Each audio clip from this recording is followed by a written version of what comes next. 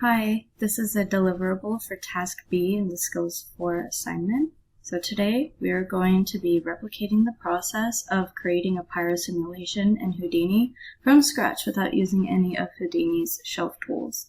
So I will be following along Carlos's tutorial video. It's roughly 20 minutes.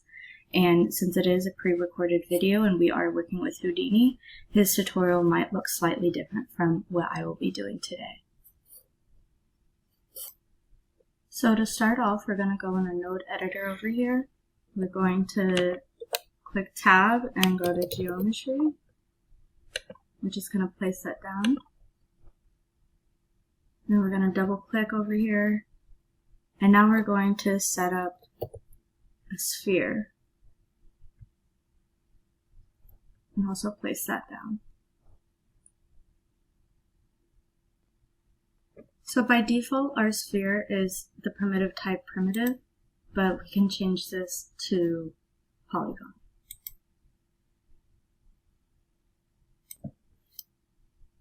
Now we're going to come back over to the node editor. We're going to hit tab. We're going to search pyro source. So here it is right here at the top. We're going to place it down and then connect it to the sphere. Alright, we're going to leave pyro source alone. We're going to come back over to the node editor, press tab again, and this time we're going to do volume rasterize attributes. We're also going to put that down underneath pyro source and connect pyro source over to this one. I'm going to toggle it to see it. Inside of the volume rasterize attributes node, we are going to go inside the properties, and where it says attributes, we will type fuel and temperature. Now we're going to come back over to the node editor. We're going to hit tab and put down null.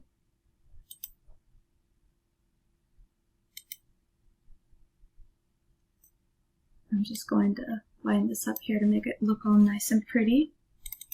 And then we're going to double click on the name of the null. We're going to type out underscore fuel. And then also you want to connect the volume rasterize attributes to the null node. Okay, so now following along with Carlos, we are now done with the GL1 geometry, so we can actually untoggle this, and now we are going to hit tab and type DOP network, and I'm going to place it right down. Double click on the DOP, and then now that we are inside, we're going to hit tab and put down gravity force.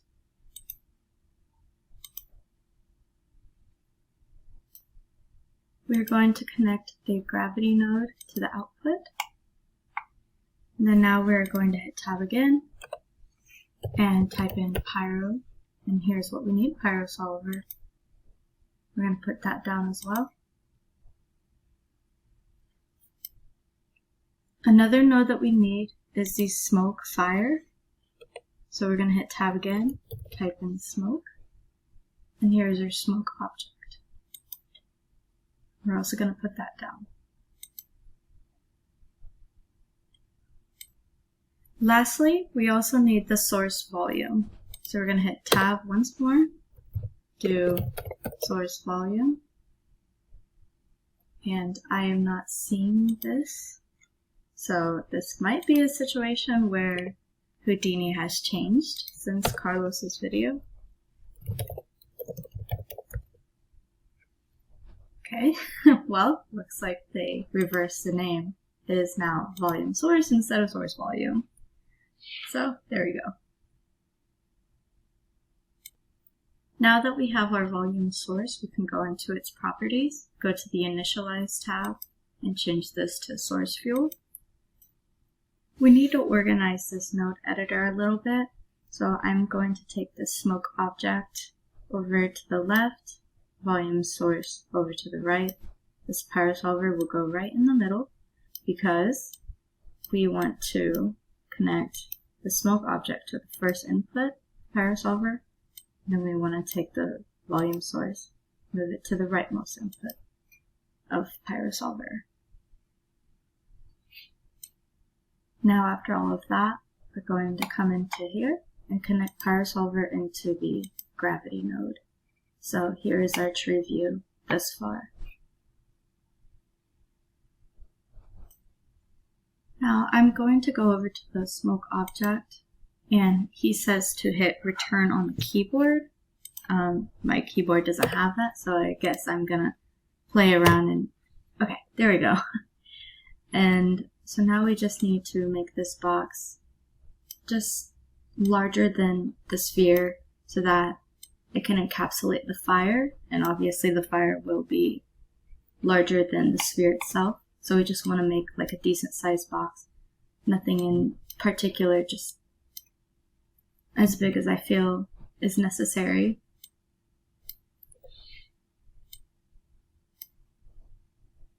And I think that's pretty good. So I do want to stop here for a second and point out a mistake that I made.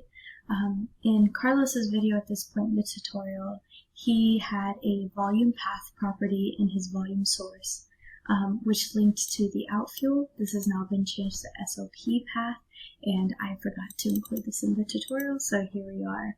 You just click this button over here, it'll link, you just navigate to where outfuel is, and you click accept. That's how you get to that. Now that we have that done, we can come back over to the smoke object properties, and we will, from the guides tab, we will go to the multi-tab, scroll down to the smoke and emissions tabs. In the density field, we're going to type density and press enter.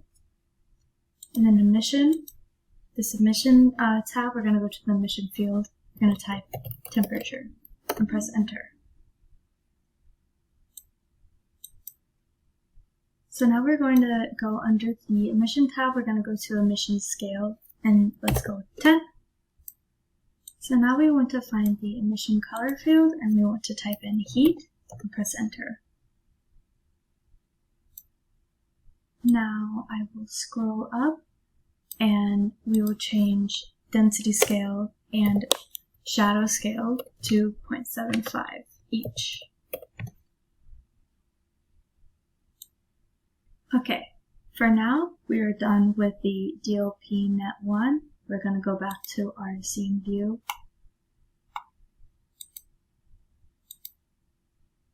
And now we're going to press tab and put down another geo. Let's retitle this to import and press enter. So inside of the import node, we are going to put down a DOP import fields.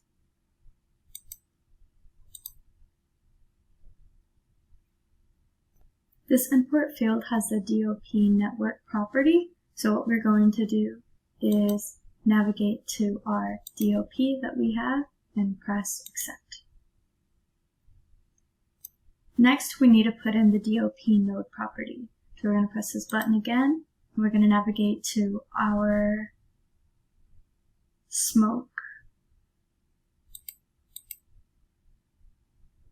There we go, our smoke object. Our next step is to scroll down to our preset property, and we're going to put it as pyro. Now this will actually register it as a fire. Now we need to go back into our scene view and go to the materials palette.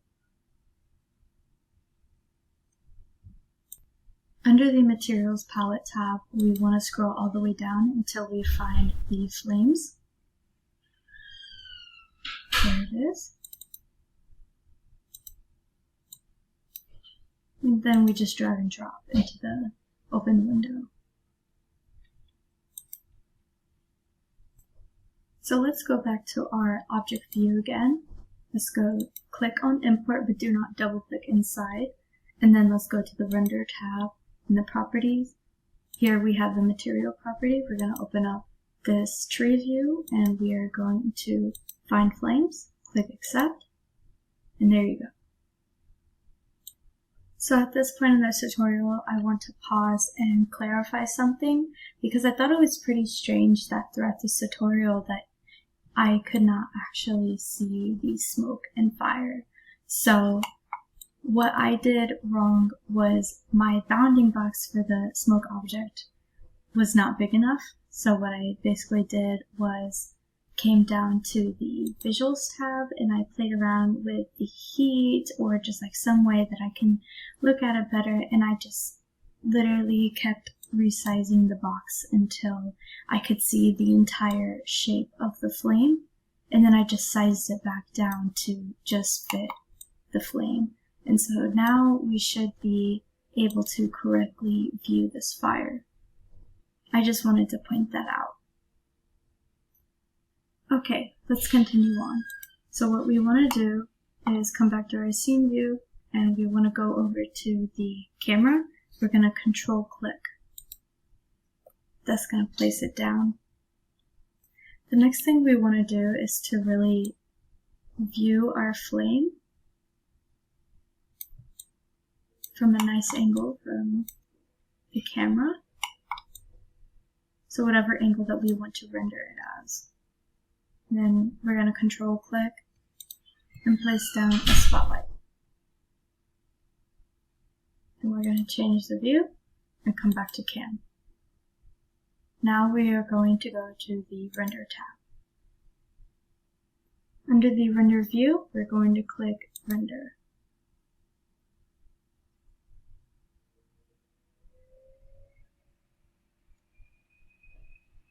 And as it loads, we will see a nice and pretty fire. Okay, so now the question is, how do we make the fire look the way we want it to? So we're going to go to the Materials tab over here, and we're going to go into our Flames properties. We're going to scroll down for our colors, and you can basically use this ramp of colors to modify how you want the flames to look. So for this orange, if I want the orange to be slightly more red, it's kind of laggy, but the render view will show as I move the colors. So maybe I want a little bit more of like a blood orange color. And then I want that to transition into more of like a very light orange rather than like a bright yellow.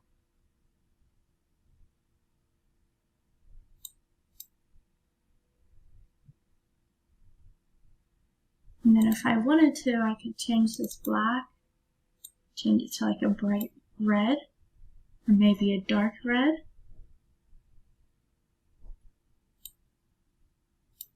Yeah, so I'd want to change this color probably to like a dark red or maybe like a very dark reddish orange color. So let's kind of give it an orange hue. But that should give you an idea of how you manipulate the colors to make the fire how you want it to look.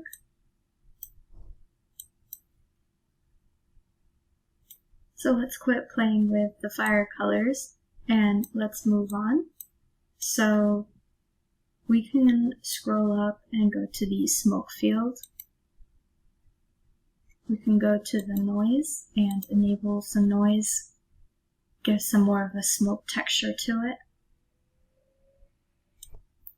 Now if you want to change how the fire behaves, then we need to go back to the object view. We'll go into our DOP again, and then we need to go to PyroSolver. And where we go is the simulation. There'll be the temperature diffusion. You can just kind of manipulate like properties like this to where it will look and behave how you feel is fit. Another way to do this would be on the Shape tab. So you have these properties here. You can check the checkboxes to enable them. And so you could play around with shredding. You can do sharpening, disturbance, or another way you can manipulate how this fire behaves in the render view is to actually mess around with the environment around the fire. So one thing that we can do is hit tab in the node view, and we can add wind. There'll be this wind force, and we can put it right in between PyroSolver and gravity and just connect it in between the two. That's not what I wanted it to do, so let's extend this down, kind of force this way in between. We can scale up this wind over here to like, let's go around like about 200.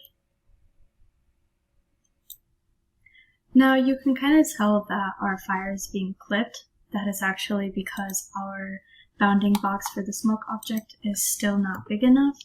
So we can grow this out to be as big as needed in order to fully see our beautiful fire.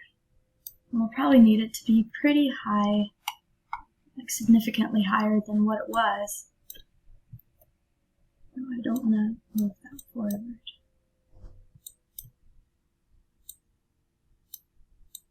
So, yeah, we do not want any clipping with our fire. We want to see it in its entire beauty. Okay, so now we want to shrink the fire so that it's not exploding so dramatically. So what we want to do is go to the volume source. We want to be under the volumes tab and scroll all the way down to our temperature scale. So this was set at 1 and I just set it to 3. And so now you can see that it's a much smaller fire. And it looks like my laptop is lagging a little bit, but that's the general idea of how to get a much smaller fire than what we were originally getting.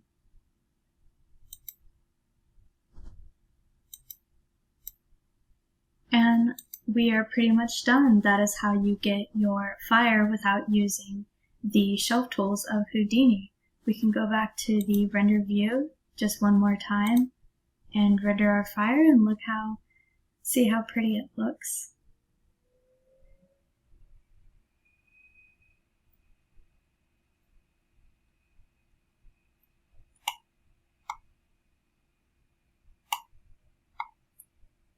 So my fire is quite the big dramatic one, but that's the general idea of how to do this. So